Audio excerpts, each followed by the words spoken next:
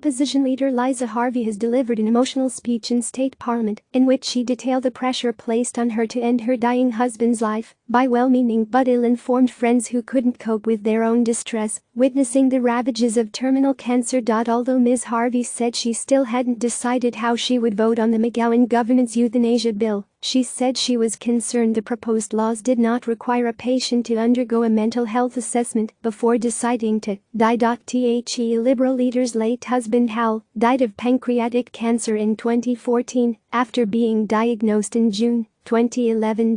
Ms. Harvey said Hal's doctors told them he may not live for 6 months. He became depressed and didn't want to go through the treatment, she said. He wanted to take our family to Switzerland where he could access voluntary euthanasia. I made it very clear to him that I would not be going on a holiday to knowingly bring him home in a coffin.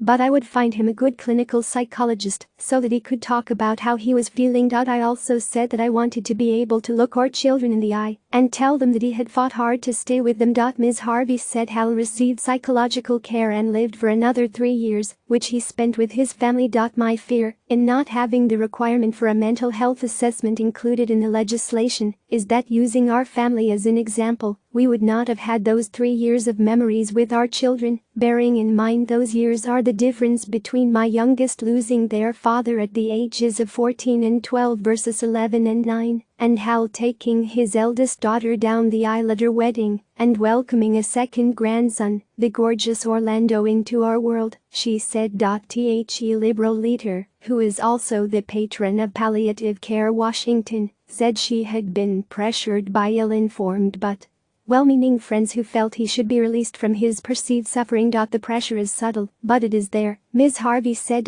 People can be very indiscreet with conversations like that, and for patients, particularly elderly patients, it might be a better option to feel less of a burden, to be less of a burden and access bad voluntary assisted dying. That should not be possible under any regime, and I accept that the government believes the legislation will not allow this to occur, but it is still a concern, and I will need to be convinced that the legislation will contemplate managing this scenario. Last night, Cottesloe MP David Honey was the first legislator to break ranks and indicate opposition to the bill. I am concerned that in some cases, it may be the observer's distress that leads to overt or unintended pressure for a dying person to access voluntary euthanasia, he said. I am also concerned that a medical practitioner's apprehension about observing their patient in distress could influence their estimate of an earlier predicted death than is actually the case. I am also concerned that in passing this bill, we may be seen to be accepting the premise that there is an ideal death, that a good death means a controlled death. It is personally upsetting to me that people state or imply that in order to demonstrate compassion to a person who has a terminal illness, we must provide them with a means to end their own life, and that to do otherwise is to deny a person a dignified death.